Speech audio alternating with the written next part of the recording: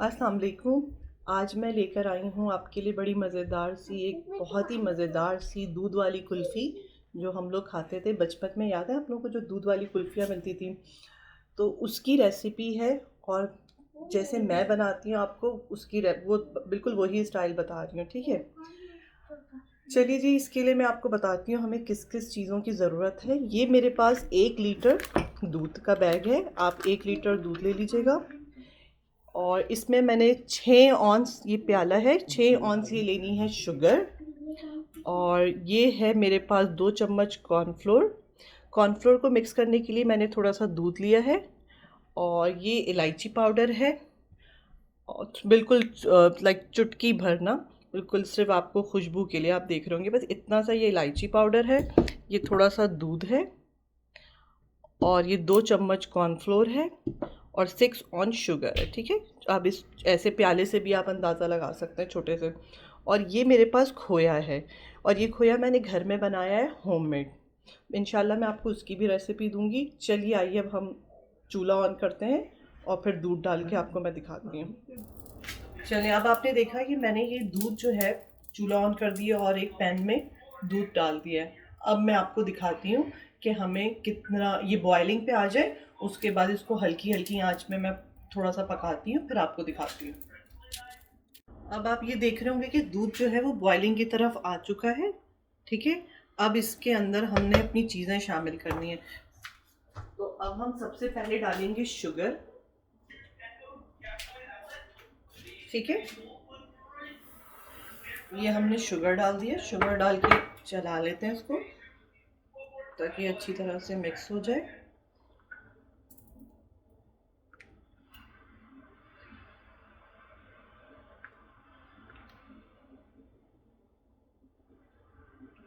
ठीक है, इसके बाद हम ऐड करते हैं हमारा खोया। ये देखें हमारा खोया। इसके बाद हमने इस तरीके से अपना खोया डाल दिया पूरा, और खोए को अच्छी तरह से इसके अंदर आपने इसी के अंदर ये खोए के साथ ये पकेगी। ये देखें हमने इसको इस तरीके से खोए को चलाना है, अंदर अंदर मिक्स करना है।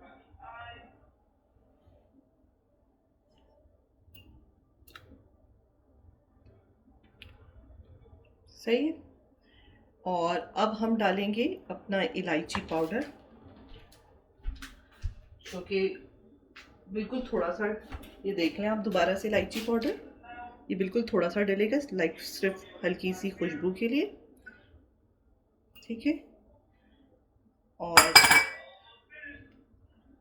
अब हम लोगों ने क्या करना है कि इसका फ्लेम जो था अभी मेरा हाई था, फुल आंच पे किया हुआ था मैंने। अब मैं कर दूंगी इसको लो पे, ठीक है? अब लो आंच पे इसको तकरीबन हमें 20 से 25 मिनट पकाना है, ठीक है? फिर मैं आपको दिखाती हूँ।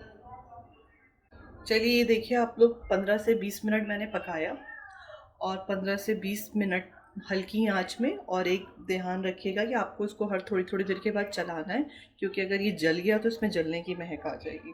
तो ये देखिए कितनी अच्छी सी इसकी एक शक्ल आ गई है, और ये अब जो है अच्छी तरह से पक गया है, ठीक है?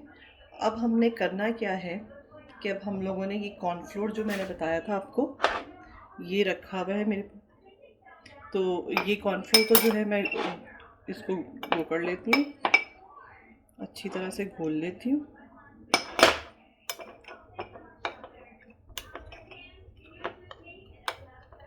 इसके अच्छी तरह से चेक कर लीजिएगा, इसके कोई भी लम्स ना रहें, ठीक है?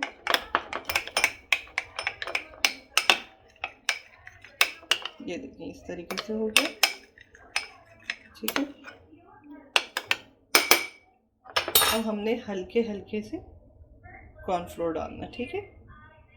ये देखिए हल्के हल्के, वो हल्का हल्का डाल के आपने इसको चलाना है। एकदम से नहीं डालिएगा पूरा, थोड़ा थोड़ा करके।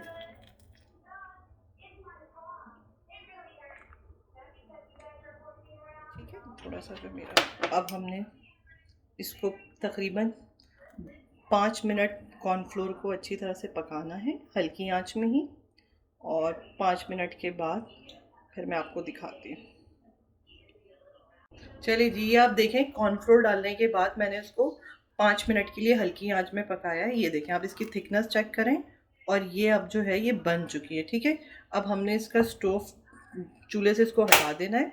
अब आपने करना क्या है कि इसको रूम टेम्परेचर के लिए, जैसे मैं यहाँ पे साइड कर देती हूँ और इसको रूम टेम्परेचर के लिए इसको छोड़ देती हूँ। अभी ना ये अच्छी तरह से ज़रा रूम टेम्परेचर पे आ जाए, फिर आपको बताती हूँ कि अब आगे का क्या प्रोसेस है।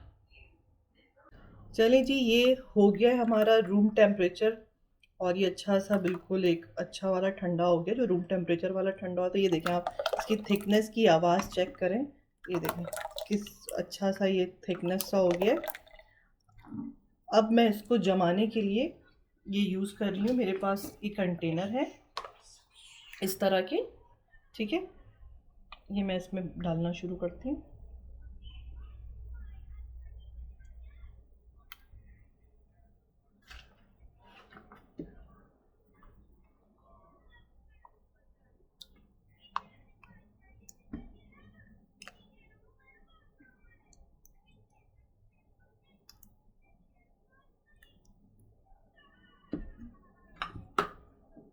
ये छोटे छोटे से इस तरह के कंटेनर है कि जो आपको सर्व करने के लिए फिर बाद में आसानी होगी इससे।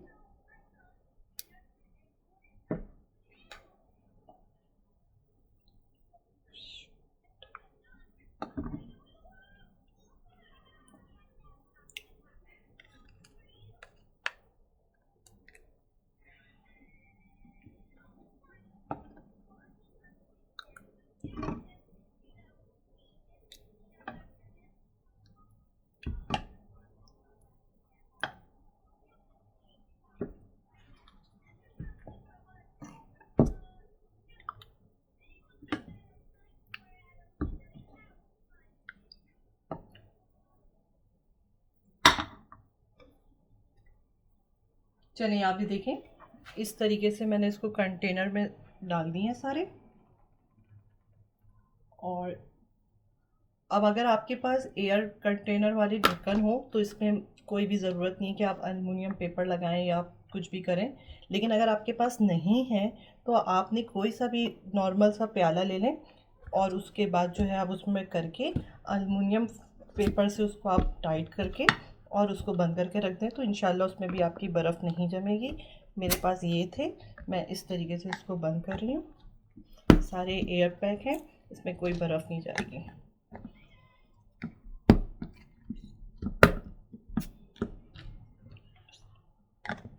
चलिए जी, अब इसको 7 से 8 घंटा एटलीस्ट आपने रखना ही रखना है। और आपकी मर्ज़ी है, मैंने इसमें कोई बादाम पिस्ता कुछ नहीं डाला था। अगर आप चाहें तो इसमें बादाम पिस्ता भी डालते हैं, लेकिन मैंने इसको बिल्कुल वो जो दूध वाली खोए वाली आइसक्रीम होती है वो बनाई है। लेकिन ये अब आपकी अपनी मर्ज़ी पर है, अगर आप चाहें तो इसमें बादाम पिस्ता भी इस वक्त ऐड कर सकते हैं।